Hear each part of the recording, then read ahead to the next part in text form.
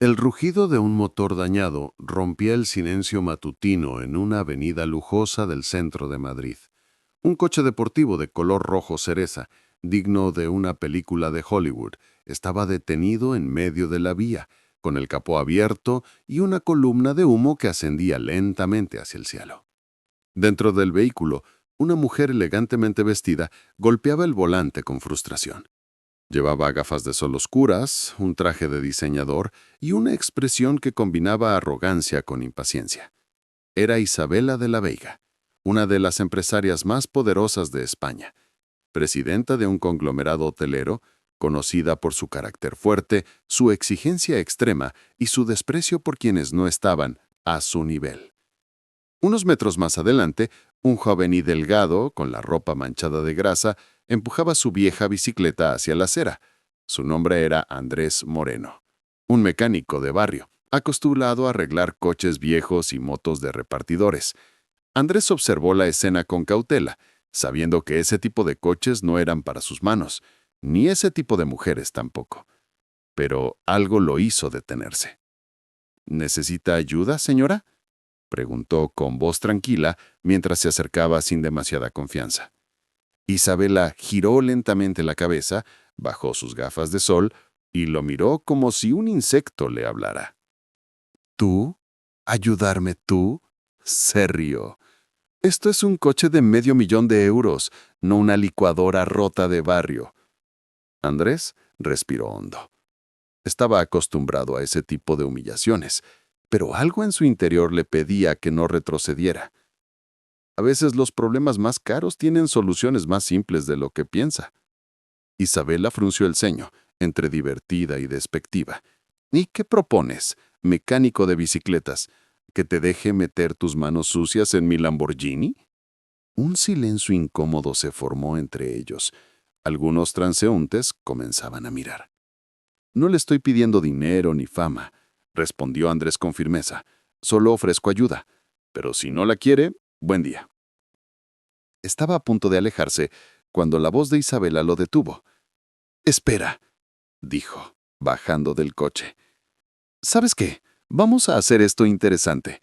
Se cruzó de brazos y lo miró con una sonrisa desafiante.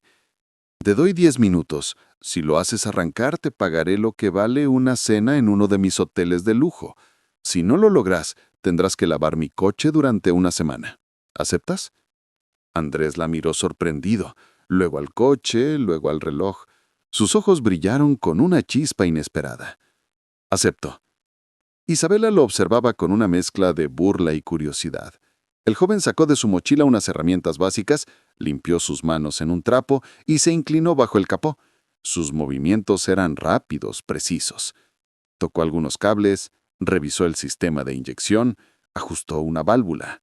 Y en menos de 7 minutos, el coche dejó de humear. «Intente encenderlo ahora», dijo sin mirar. Isabela, sin creerlo, giró la llave. El rugido del motor volvió, pero esta vez limpio, fluido, potente. El coche estaba funcionando perfectamente. Ella se quedó en silencio. Luego bajó del coche con la mandíbula tensa. «¿Cómo lo hiciste?» «Con conocimiento y respeto. A veces el ego estropea más que las piezas», respondió Andrés, limpiándose las manos. «Ven conmigo. Quiero saber más de ti». «Gracias, pero ya llego tarde a mi trabajo», contestó él, mientras volvía a tomar su bicicleta. «¿Dónde trabajas?» «En un taller pequeño en Vallecas. Nada lujoso, pero honesto». Isabela lo observó mientras se alejaba, aún sin entender lo que acababa de pasar. Por primera vez en mucho tiempo, alguien no se había doblegado ante ella. Y eso, curiosamente, la había impactado. Esa noche, en su lujoso penthouse, Isabela no podía dejar de pensar en aquel mecánico. Había algo en él que le incomodaba y la fascinaba. Su seguridad, su orgullo silencioso, su falta total de interés por impresionarla. Ella, que estaba acostumbrada a que los hombres la adularan por su fortuna, se encontraba extrañamente intrigada por alguien que no parecía necesitar nada de ella. Al día siguiente, con un impulso que ni ella misma comprendía, pidió a su asistente personal: «Consígueme la dirección del taller de Vallecas. Quiero que lleven mi coche allí para una revisión completa. Que sea discreto y que no sepan quién soy». «¿Está segura, señora? Ese lugar no tiene ni página web». «Precisamente por eso», respondió Isabela con una media sonrisa. En el taller, Andrés trabajaba bajo un coche viejo cuando un vehículo de lujo llegó con una nota: «Mi coche necesita una revisión completa. Sé que puedo confiar en tus manos. Una clienta anónima». Él frunció el ceño. No era común recibir ese tipo de vehículos, ni mucho menos ese tipo de mensajes. Algo le decía que sabía de quién se trataba, pero decidió seguir con su trabajo. Lo que Andrés no sabía era que su encuentro casual con Isabela no había sido el final, sino apenas el comienzo de un juego mucho más complejo donde el dinero, el orgullo y los secretos ocultos transformarían no solo su vida, sino también la de ella. Y lo que Isabela tampoco imaginaba era que aquel joven con las manos sucias tenía un pasado que pondría en jaque todo lo que ella creía saber sobre el éxito y el poder. Durante los días siguientes, Isabela se debatía entre la lógica y la curiosidad. La lógica le decía que olvidara al mecánico de Vallecas, que ella tenía juntas, acuerdos millonarios y cenas de gala con inversionistas. Pero la curiosidad, esa se instalaba como una espina suave en su mente, recordándole cada tanto la firmeza en los ojos de Andrés, su negativa cortés y esa frase que no podía quitarse de la cabeza: «A veces el ego estropea más que las piezas». No era solo un buen mecánico. Había algo más. Una seguridad que no venía del dinero ni del estatus, sino de una paz interior que ella no recordaba haber visto nunca. Y eso la desconcertaba profundamente. Mientras tanto, en el modesto taller Motores Moreno, Andrés seguía su rutina habitual: revisar frenos, cambiar filtros, regatear con clientes que no querían pagar y almorzar en la misma fiambrera metálica de siempre. No mencionó a nadie lo ocurrido con Isabela, ni siquiera a don Luis, el viejo dueño del taller y figura paterna para él. Pero lo que sí lo sorprendió fue que a partir de ese día comenzaron a llegar coches más caros, clientes desconocidos y todos con el mismo comentario: «Nos recomendaron este lugar, alguien muy confiable». Andrés no era ingenua. Sospechaba que Isabela tenía algo que ver, pero no dijo nada. Solo se limitó a hacer su trabajo como siempre, con precisión, honestidad y pasión. Hasta que, una tarde, ella apareció. No llegó en su Lamborghini ni con escolta. Esta vez era un sedán negro discreto, gafas normales y ropa sencilla pero de marca. «¿Isabela?», preguntó Andrés saliendo de debajo de un coche. «Ahora sí recuerdas mi nombre». «Es difícil olvidar a alguien que amenaza con hacerte lavar un coche por una semana», dijo con una sonrisa leve. Ella se rió. «¿Puedo invitarte a un café?», preguntó sin rodeos. «¿Por qué?». «Digamos que quiero entender cómo alguien como tú no tembló ante alguien como yo». Andrés dudó, no porque temiera a Isabela, sino porque no entendía sus intenciones. Aún así, asintió. En una cafetería de barrio, muy distinta a los salones dorados donde Isabela solía cerrar contratos, ella se sintió extrañamente cómoda. No había cámaras, ni fotógrafos, ni meseros aduladores. Solo un aroma a café recién hecho, platos de loza y una radio vieja sonando boleros de fondo. «Cuéntame algo, Andrés. ¿Por qué eres mecánico?» «Porque me gusta. Me gusta entender lo que está roto y hacerlo funcionar otra vez». ¿Nunca soñaste con algo más grande? ¿Más grande que ayudar a alguien que no puede pagar por una reparación y aún así irse con su coche funcionando? La miró directo a los ojos. «No, señora de la Vega. Yo ya encontré lo grande». Ella se quedó sin palabras. «¿Y tú?», preguntó él con respeto. «¿Por qué quieres que todo esté siempre bajo tu control?». Isabela parpadeó. No estaba acostumbrada a que le preguntaran eso. y menos aún que esperaran una respuesta sincera. Porque si no controlo todo, lo pierdo todo, susurró casi sin darse cuenta. Silencio. Luego ella se recompuso rápidamente, como si se avergonzara de haber dejado salir esa vulnerabilidad. Lo siento, me estoy poniendo filosófica, dijo, fingiendo una sonrisa. Pero Andrés no se burló, solo asintió y dio un sorbo a su café. Esa conversación marcó un antes y un después. Isabela comenzó a aparecer con más frecuencia por el taller, a veces con excusas ridículas. Una luz que parpadea, un ruido raro, una vibración mínima. Andrés lo sabía, pero no la desenmascaraba. Y ella, por primera vez en años, comenzó a sentir que no tenía que fingir ni luchar por imponer su poder. Con el tiempo, se enteró de cosas que nadie sabía. Que Andrés había sido becado para estudiar ingeniería mecánica en una universidad de prestigio, pero abandonó los estudios tras la muerte de su madre para cuidar a su hermana menor. Que vivía en un pequeño apartamento alquilado pero decorado con plantas, libros y fotos familiares. Que cada domingo llevaba comida a un anciano sin familia del barrio, y que rechazaba sistemáticamente ofertas de trabajo en grandes cadenas de talleres porque no quería perder su independencia. Un día, Isabela decidió que tenía que hacer algo. Convocó una reunión privada con el consejo directivo de su empresa. Les propuso una nueva división dentro del grupo, De la Vega Autos, un servicio exclusivo de mantenimiento y restauración de coches clásicos, personalizado, con un enfoque humano y ético. Y quiero que lo dirija a Andrés Moreno. Las caras alrededor de la mesa fueron una mezcla de desconcierto, burla y preocupación. ¿Un mecánico de barrio?, preguntó uno de los ejecutivos. ¿Está hablando en serio? Totalmente, respondió Isabela.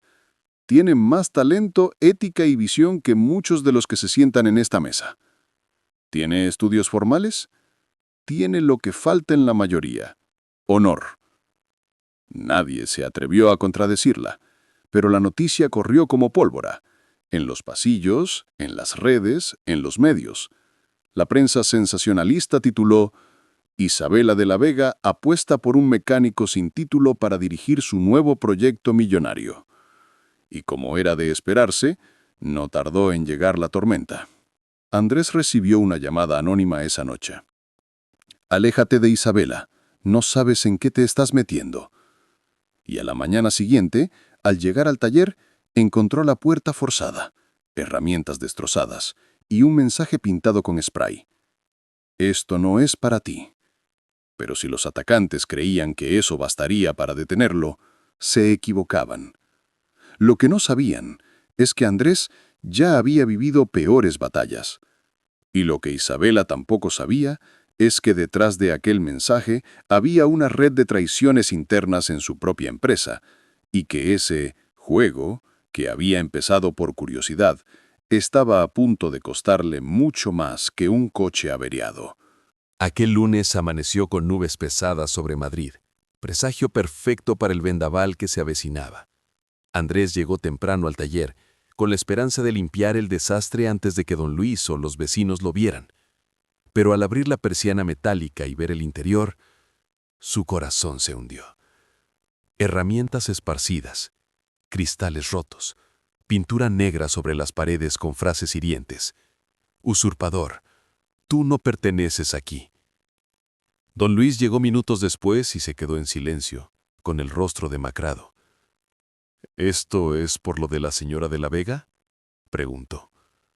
Andrés asintió.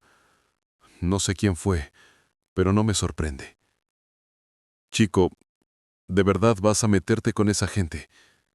Lo que mueves aquí son fierros, pero allá afuera mueven millones, y en su mundo, el poder no se comparte. No pienso rendirme, no ahora. Mientras tanto, Isabela convocó una reunión con seguridad interna. Quería saber si había filtraciones dentro del grupo. No era la primera vez que alguien cercano a ella recibía amenazas misteriosas. ¿Sospechas de alguien en particular?, preguntó su asistente, Clara. Sí, respondió Isabela con frialdad. De quienes me han dicho que lo hago por caridad, como si contratar a alguien honesto fuera un acto de lástima. Su intuición la llevaba a un hombre, Carlos Vignali, vicepresidente de operaciones, ambicioso y obsesionado con mantener la imagen de la empresa impoluta, incluso si eso significaba manipular desde las sombras. Así que Carlos trazó un plan: buscar en el pasado de Andrés, encontrar cualquier debilidad y usarla para hundirlo. Días después, Andrés fue citado a las oficinas centrales de Grupo de la Vega. Al llegar, notó las miradas incómodas de los empleados, como si él no perteneciera a ese lugar de mármol, luces frías y recepcionistas que apenas disimulaban el desprecio. Isabela lo recibió en una sala privada, elegante pero sobria. «¿Cómo estás?», preguntó. «He tenido días mejores». «Lo sé, y te prometo que voy a descubrir quién estuvo detrás del ataque a tu taller. Pero necesito saber si aún estás dispuesto a seguir adelante». Andrés no vaciló. «No estoy aquí por ambición. Estoy aquí porque confío en ti y porque no soporto la idea de rendirme ante el miedo». Isabela lo miró, con algo parecido a la admiración en los ojos. Entonces, empecemos. A partir de hoy, eres oficialmente el director operativo de la Vega Autos. Pero las cosas no serían fáciles. Carlos, en su cruzada por destruirlo, encontró algo. Un documento antiguo, casi olvidado. El expediente judicial donde se mencionaba que Andrés, años atrás, fue acusado, aunque finalmente absuelto, de conducir sin licencia durante una emergencia médica familiar. Un hecho menor, pero suficiente para crear escándalo si se manipulaba bien. Y eso fue lo que hizo. Filtró a los medios una versión distorsionada. El nuevo protegido de Isabela tiene antecedentes penales. ¿Confías tus autos de lujo a un conductor ilegal? La noticia explotó en redes y los clientes comenzaron a cancelar citas, los accionistas a presionar y el consejo directivo exigió explicaciones. En una sesión extraordinaria, Isabela se enfrentó a sus propios ejecutivos. ¿Van a juzgar a un hombre por un error de juventud del cual fue exonerado? ¿O es que simplemente no soportan ver a alguien de origen humilde liderar algo que ustedes nunca tuvieron el valor de proponer? Uno de ellos se atrevió a replicar. No es personal, es imagen. En este negocio la percepción lo es todo. ¿Y qué imagen queremos proyectar? ¿La de una empresa que premia la hipocresía o la que defiende a quien se lo merece? Silencio. Finalmente Isabela tomó la decisión más difícil de su carrera. Si siguen presionando para que lo saque, presento mi renuncia como presidenta. Y sí, soy muy capaz de fundar otro grupo desde cero, con él a mi lado. Las caras se congelaron. Nadie esperaba ese golpe. Andrés, al enterarse de lo que ella estaba dispuesta a hacer por defenderlo, sintió una mezcla de culpa, gratitud y algo más profundo que no se atrevía a nombrar. Esa noche fue él quien apareció en el penthouse de Isabela. «Necesito que me digas la verdad», dijo ella abriéndole la puerta. «Toda mi vida me enseñaron a no pedir favores, a ganarme el pan con las manos. Pero esta vez acepto tu ayuda. No por mí, sino por todos los que vienen detrás y que merecen una oportunidad sin tener que esconder su pasado». «Entonces, caminamos juntos», susurró Isabela. Fue la primera vez que no se miraban como empresaria y mecánico, sino como dos almas con cicatrices distintas que habían encontrado refugio en la lucha del otro. Lo que ninguno de los dos sabía era que el enemigo aún no había revelado todas sus cartas. Carlos, humillado por la decisión de Isabela, decidió pasar al siguiente nivel. Si no podía destruir la imagen de Andrés con mentiras, lo haría con algo más peligroso. Porque aunque Andrés era transparente en su presente, Había algo en su pasado que ni siquiera Isabela conocía. Y cuando ese secreto saliera a la luz, no solo Andrés estaría en peligro, sino todo lo que habían construido juntos. El clima en Madrid comenzaba a enfriar. Octubre vestía las calles de tonos ocres y dorados, pero el ambiente dentro de las oficinas de Grupo de la Vega estaba lejos de ser sereno. La tensión era tan densa que podía cortarse con una navaja. Andrés, pese a la presión mediática y la hostilidad de ciertos sectores internos, se mantuvo firme. Su nuevo equipo en De la Vega Autos ya estaba trabajando en las instalaciones piloto, un antiguo hangar reacondicionado para ofrecer servicios de restauración de autos clásicos. El proyecto avanzaba, pero no sin obstáculos. Y desde las sombras, Carlos Vignali, con el orgullo herido, se preparaba para ejecutar su movimiento final. En su despacho privado, Carlos hojeaba un expediente grueso con una sonrisa torcida. Veamos. Andrés Moreno, ¿qué escondes bajo esa fachada de integridad? El documento no era fácil de conseguir. Había requerido contactos oscuros, favores antiguos y mucho dinero. Pero al fin lo tenía. El acta de detención del padre biológico de Andrés, acusado hace décadas de fraude y abandono familiar. Y, lo más interesante, no era el delito, sino quién era ese hombre. Gabriel Santamaría.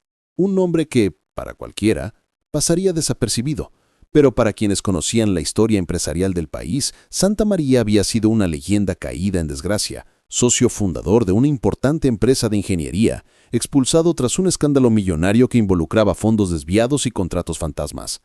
El detalle explosivo era que Gabriel Santamaría fue socio de la familia de la Vega hace más de 30 años, y si la prensa lo descubría, no solo mancharía la imagen de Andrés, sino que haría parecer que Isabela lo había elegido por venganza, por lazos personales ocultos o incluso como parte de una agenda secreta para dañar la reputación del grupo. Era perfecto. Carlos no perdió tiempo. Envió el expediente a varios periodistas sensacionalistas con un mensaje anónimo. El nuevo protegido de Isabela no es quien dice ser. Hijo de un estafador, criado entre mentiras. ¿Casualidad que ahora lo pongan a cargo de una división que maneja vehículos de lujo? Investiguen.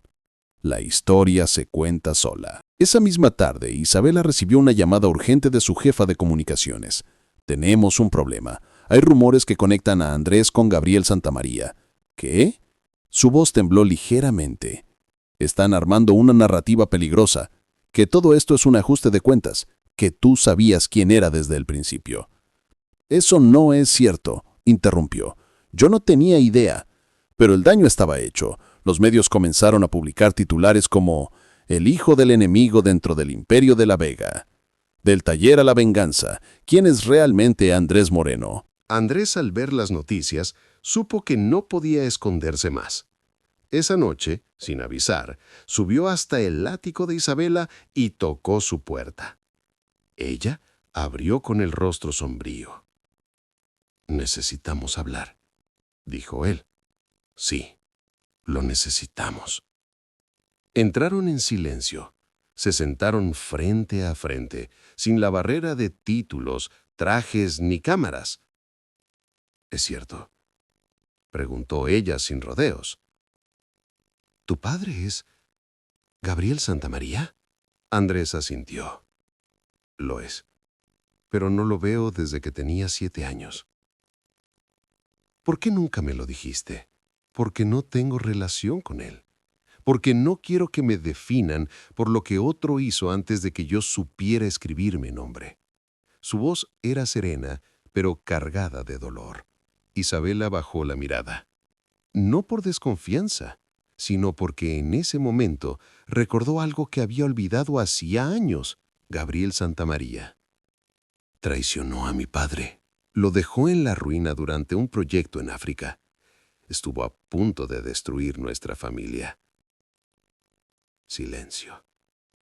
Y ahora, continuó ella, me doy cuenta de que todo lo que he hecho en mi vida ha sido para proteger esa imagen familiar, incluso si eso significaba levantar muros, desconfiar de todos y cerrarme al mundo. Andrés la miró con compasión. Yo también crecí entre ruinas, pero aprendí que no somos las ruinas que heredamos, sino lo que decidimos construir encima de ellas. Las palabras flotaron entre ellos como bálsamo. Si quieres que me vaya, lo haré. No quiero ser una mancha en tu historia. No, respondió Isabela. No vas a irte. Porque si me rindo ahora, estoy repitiendo el mismo ciclo de prejuicio y miedo que tanto detesto. Al día siguiente, Isabela convocó una rueda de prensa, sin filtros, sin maquillajes, solo ella, Andrés y la verdad. Frente a decenas de cámaras, Isabela tomó la palabra. Muchos de ustedes han preguntado por los orígenes de Andrés Moreno.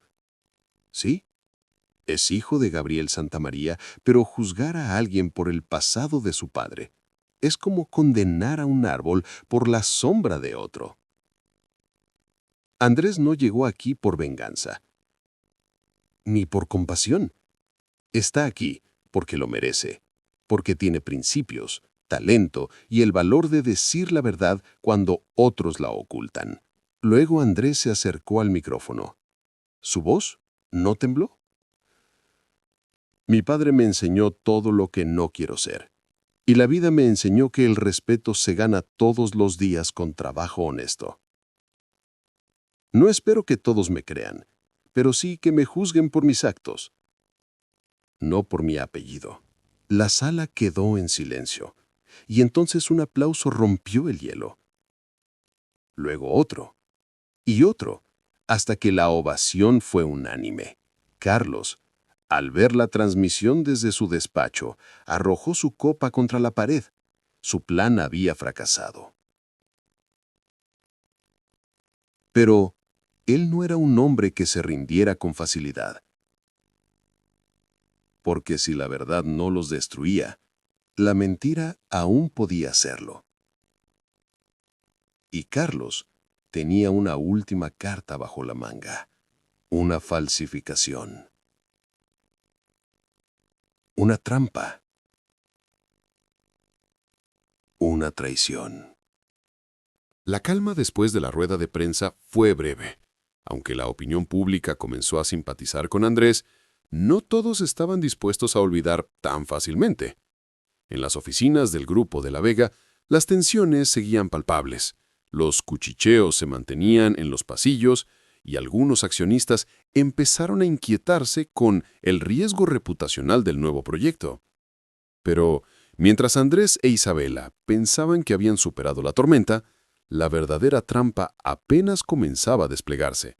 Carlos Vignali no era solo un ejecutivo frustrado, era un estratega frío, metódico y, sobre todo, rencoroso.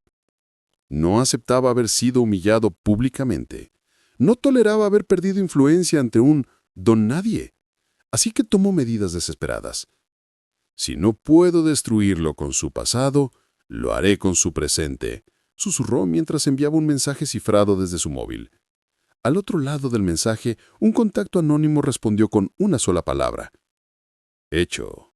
La trampa fue sencilla, sutil y letal. Durante una mañana cualquiera, una empleada administrativa del proyecto de la Vega Autos recibió un correo que aparentaba venir del departamento financiero del Grupo Matriz. El correo pedía que se transfirieran 150.000 euros como adelanto logístico para importar piezas exclusivas de Italia.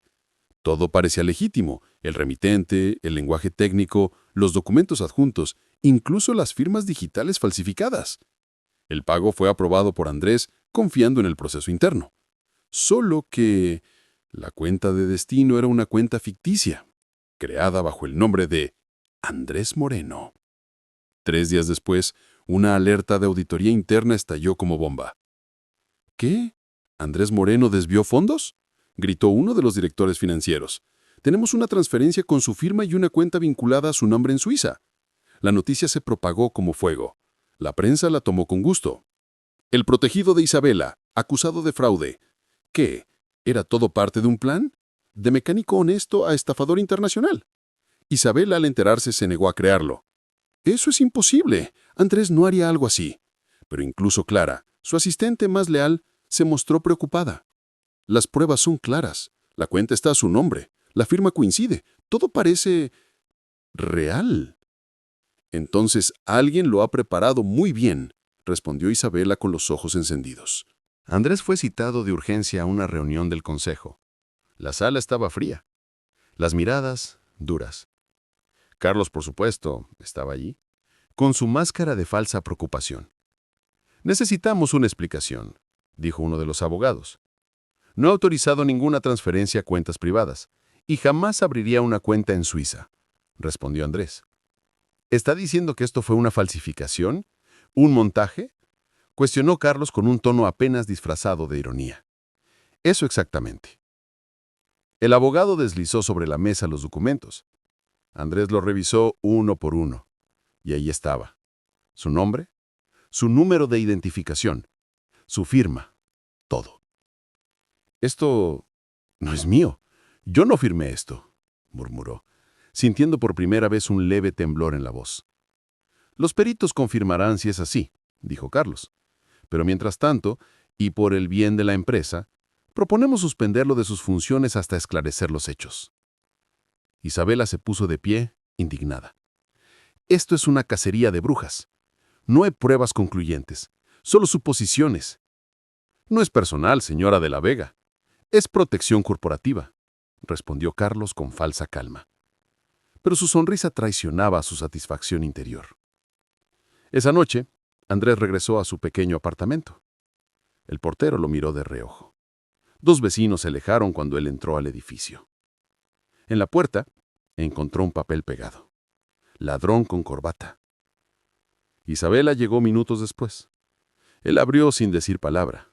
No necesitaban palabras. El ambiente lo decía todo. «Voy a demostrar tu inocencia», dijo ella. «No tienes por qué hacerlo», susurró Andrés. «Claro que sí, porque esto no se trata solo de ti.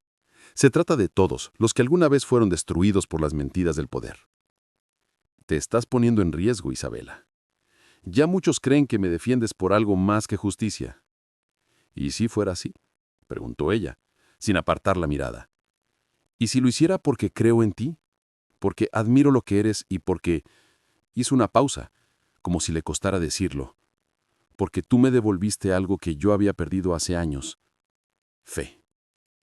Andrés sintió cómo se le apretaba el pecho. Estaba acostumbrado a las luchas, a los ataques, a la desconfianza, pero no a eso. «Gracias», dijo simplemente. «No me des las gracias todavía. Vamos a luchar. Juntos». Isabela contrató un grupo de expertos forenses digitales y abogados privados. En menos de 48 horas comenzaron a detectar inconsistencias. La dirección IP, desde donde se originó la orden de transferencia, era de un hotel en Dubái. La cuenta en Suiza, aunque registrada a nombre de Andrés, tenía inconsistencias en los datos bancarios originales. La firma digital había sido generada por inteligencia artificial replicando patrones de escritura. El informe completo fue devastador para el montaje, y en una de las búsquedas en la Dark Web apareció un rastro. La dirección de correo falsificada había sido registrada por un tercero desde una oficina privada de Carlos Viñali. Cuando Isabela recibió el reporte completo, no dudó. Convocó una reunión urgente con el comité ético del grupo. Carlos asistió, confiado. Pero cuando la pantalla mostró los documentos, los mapas de IP y las pruebas técnicas, su rostro se fue desfigurando. «¿Qué es esto? Es un montaje», gritó. «Justamente eso es lo que intentaste hacer tú, Carlos, y fracasaste». El comité votó unánimemente su despido inmediato, congelación de sus activos en la empresa y una denuncia formal por fraude, falsificación de documentos y manipulación interna. Carlos fue escoltado fuera del edificio mientras los medios ya esperaban en la puerta. Carlos Viñali, el verdadero estafador. Esa noche, Andrés volvió al taller de Vallecas. Los vecinos lo recibieron con abrazos, aplausos y palabras de aliento. Don Luis le entregó una caja antigua. «Esto es tuyo. Lo guardé por si algún día decidías volver». Dentro había fotos de su madre, herramientas heredadas y un cuaderno con anotaciones mecánicas. Y entre las hojas, una nota que Andrés nunca había leído. «Hijo, tu padre no fue perfecto, pero tú no tienes por qué repetir su historia. Construye la tuya con tus propias manos. Mamá». Andrés apretó el papel contra su pecho, y en ese instante supo que todo lo que había vivido había valido la pena. Isabela lo llamó desde su terraza. ¿Y ahora qué hacemos?, preguntó ella al verlo en pantalla. Seguimos, un paso a la vez. ¿Y si te propongo algo más que negocios? Andrés sonrió. Entonces, dame una cita. Pero esta vez sin coches de lujo ni trajes caros. Solo tú y yo, como realmente somos. Ella sonrió también. Trato hecho. Las semanas siguientes fueron como respirar después de una tormenta. Andrés retomó oficialmente su cargo como director de la Vega Autos y el proyecto, que había estado en pausa por el escándalo, volvió a cobrar vida con fuerza renovada.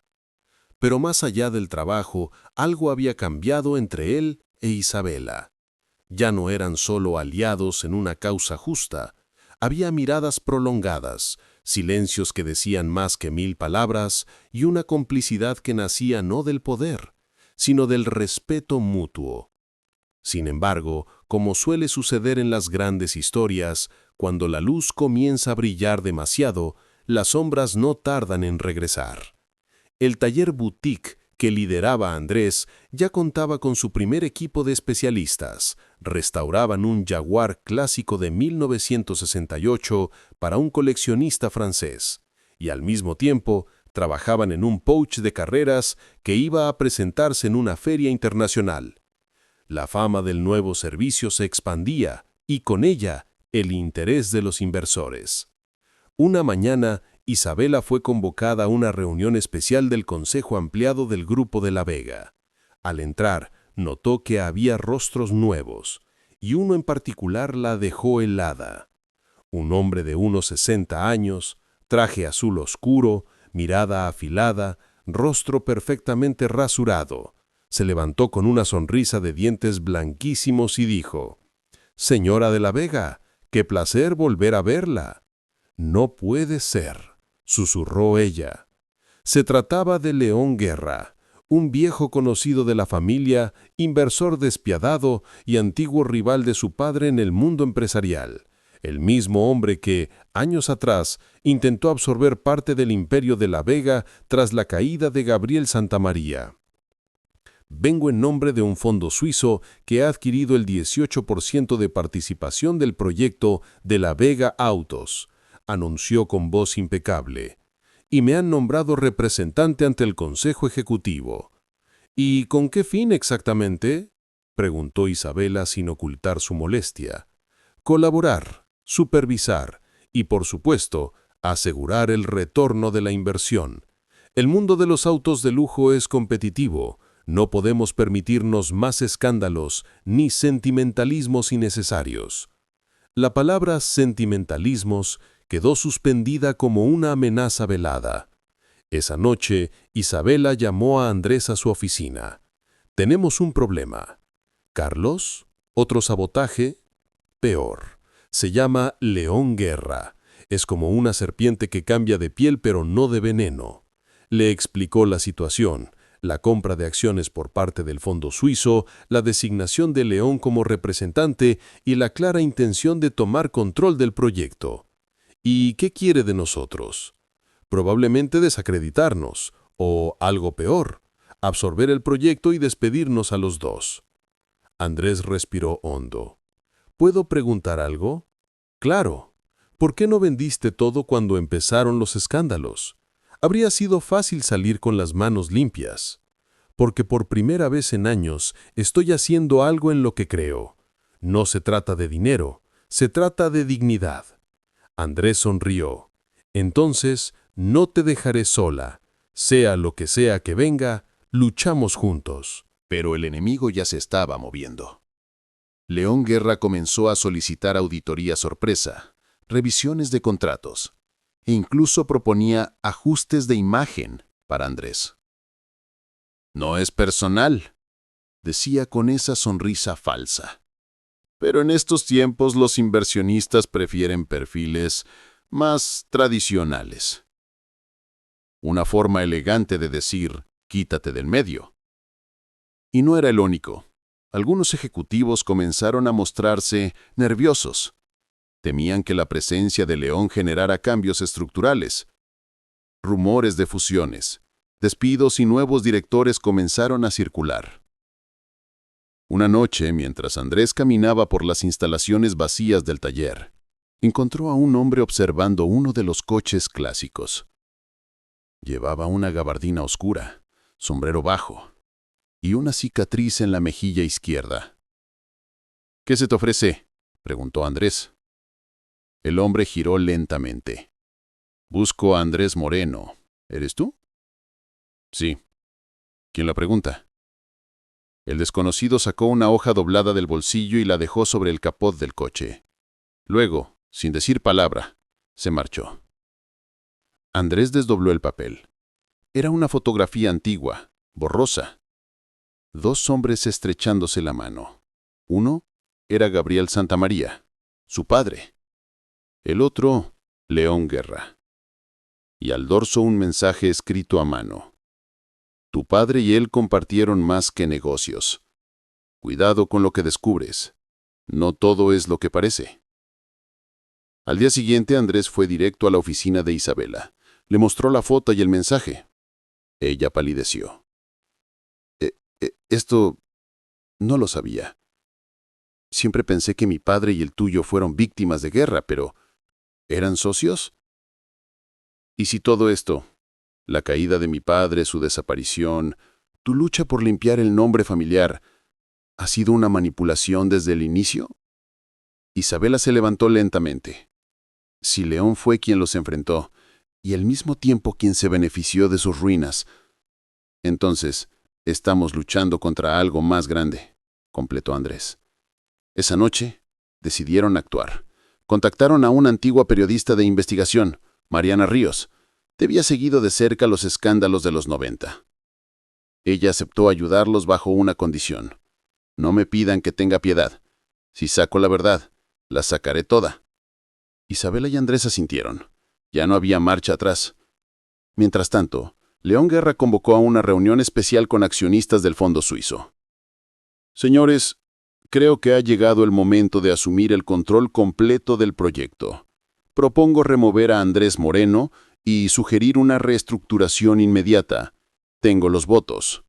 Pero en ese momento, su asistente entró corriendo con un móvil en la mano. Señor Guerra, esto acaba de salir en el noticiero. En la pantalla, Mariana Ríos hablaba frente a cámaras.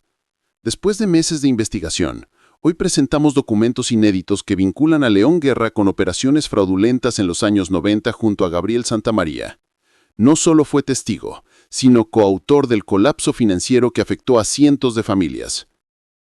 Imágenes, audios filtrados, contratos escaneados, todo salía a la luz.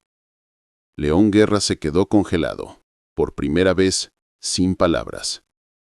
A la mañana siguiente, Andrés e Isabela fueron recibidos con aplausos al entrar al taller. Los empleados los abrazaban. Clientes dejaban mensajes de apoyo.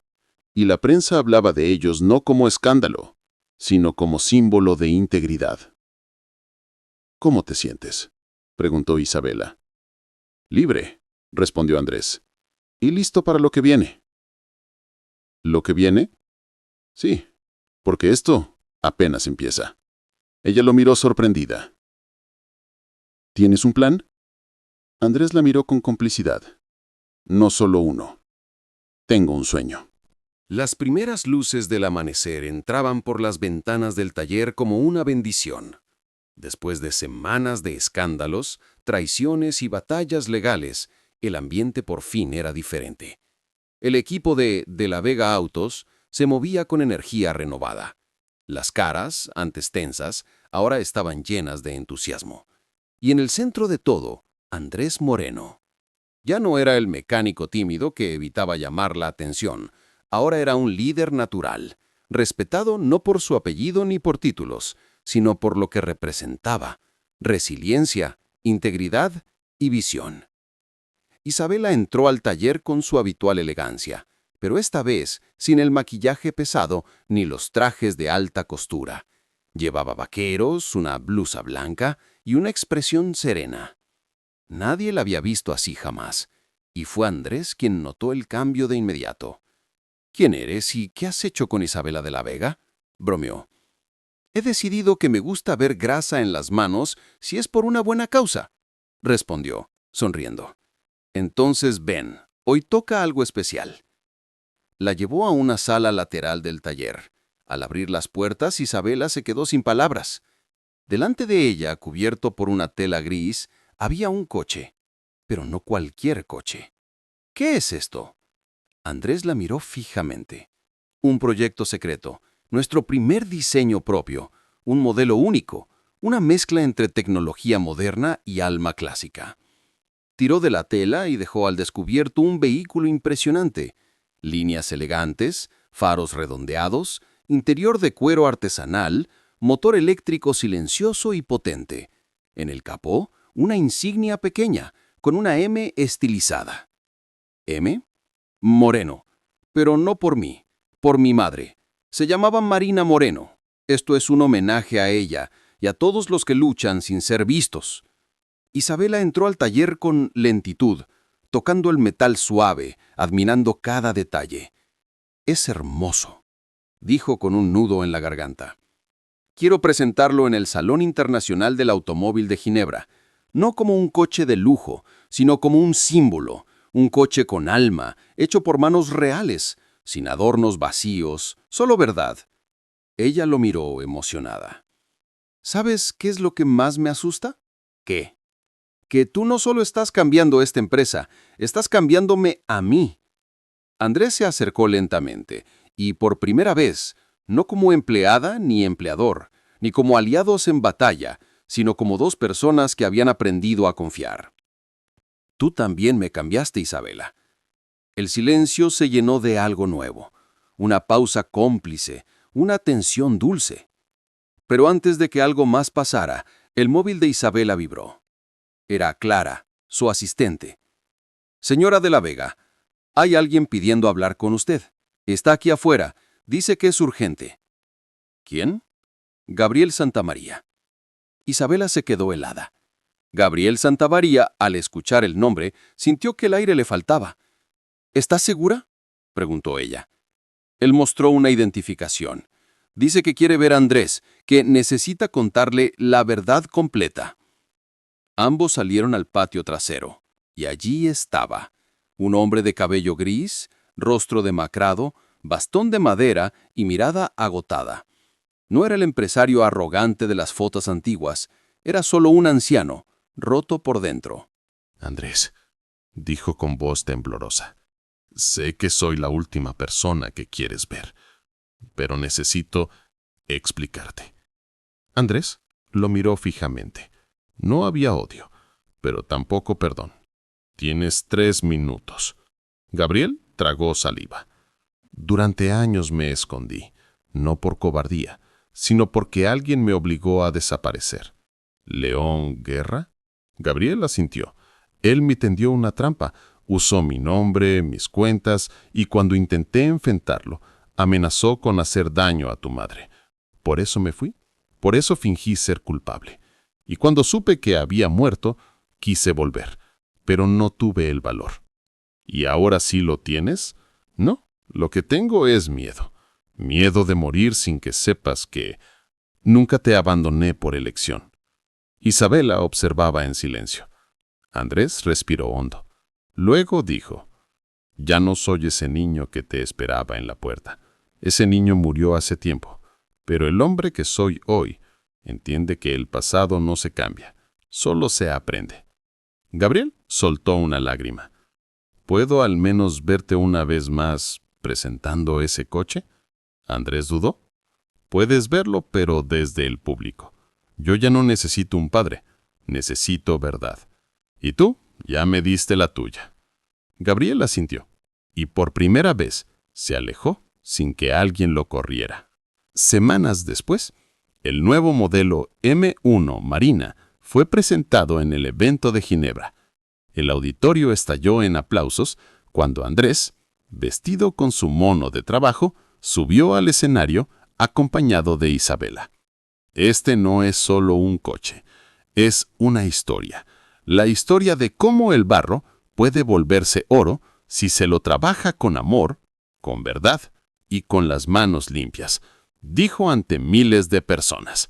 Gabriel, desde la última fila, se secó las lágrimas en silencio. Y cuando Isabela tomó la palabra, dijo: «Yo solía creer que lo importante era el control, el poder, las cifras. Pero ahora sé que lo realmente valioso es construir algo que deje huella en los corazones». Se giró hacia Andrés. Él le sonrió, y en ese momento supieron que el coche era solo el comienzo. El lanzamiento del modelo M1 Marina fue más que un éxito comercial. Fue una revolución emocional. Los medios no tardaron en bautizarlo como el coche con alma, y no solo por su diseño innovador, sino por la historia que llevaba detrás. Las redes sociales estallaron con mensajes de admiración. Un mecánico que llegó al corazón de la industria. Por fin una empresa que pone la dignidad por encima del lujo. Isabela de la Vega demostró que el poder también puede redimirse. Pero el impacto más profundo no fue económico, fue humano. Semanas después del evento en Ginebra, De la Vega Autos recibió solicitudes desde México, Argentina, Japón, Alemania. Todos querían el modelo M1. Pero Andrés fue firme. No vamos a producir en masa. Cada unidad será única, ensamblada a mano, con un nombre propio. No venderemos coches, entregaremos legados. Isabela apoyó la idea sin dudar. No seremos los más ricos, pero sí los más recordados. En el taller de Vallecas, el equipo celebraba el éxito. Andrés, como siempre, se mantenía humilde, compartiendo cerveza con los mecánicos, riendo como uno más. Don Luis, el viejo dueño, se le acercó y le dio una palmada en el hombro. «Tu madre estaría orgullosa, hijo». «Yo lo estoy por ella», respondió Andrés levantando el vaso. Pero la mayor sorpresa de la noche fue cuando Isabela llegó al taller con ropa de trabajo. «¿Y eso?», preguntó Andrés divertido. «Hoy no soy ejecutiva, hoy soy parte del equipo». «Vas a mancharte las manos». «Ya lo hice muchas veces en la vida, solo que antes no eran de grasa», sonrió. Mientras tanto, los enemigos caían como fichas de dominó. Carlos Vignali fue condenado por fraude corporativo. Sus bienes fueron embargados y quedó vetado de toda actividad financiera en la Unión Europea. León Guerra fue investigado por evasión fiscal, falsificación de documentos y corrupción internacional. Al descubrirse sus vínculos con viejas mafias económicas, huyó del país. Se le vio por última vez en Dubái, oculto tras una identidad falsa. Pero lo más simbólico fue lo que hizo Isabela. Renunció oficialmente como presidente del Grupo de la Vega. «¿Estás segura?», le preguntó Andrés. «Sí, ya hice lo que tenía que hacer. Ahora quiero empezar de nuevo, no como de la Vega, sino como Isabela, sin más». «¿Y qué vas a hacer?». «Lo que me enseñaste», dijo tomándole la mano. «Crear algo verdadero. Algo que no necesite apellidos ni trajes caros. Entonces comencemos desde cero, pero juntos». Meses después, abrieron un nuevo espacio en las afueras de Madrid. La Fundación M1. Un lugar donde jóvenes mecánicos, sin recursos ni títulos, aprendían el oficio con los mejores. Talleres gratuitos, programas de inserción laboral, acompañamiento emocional. Ahí no importaban los antecedentes, solo las ganas de aprender y avanzar. Y en el centro del edificio, colgado como un trofeo del alma, estaba el primer prototipo del modelo M1 Marina, con una placa que decía: «Construido por manos limpias, inspirado en corazones rotos, dedicado a los que nunca se rindieron». Gabriel Santamaría, el padre de Andrés, se volvió un visitante ocasional. Nunca pidió redención. Solo observaba desde lejos cómo su hijo había roto la cadena del pasado.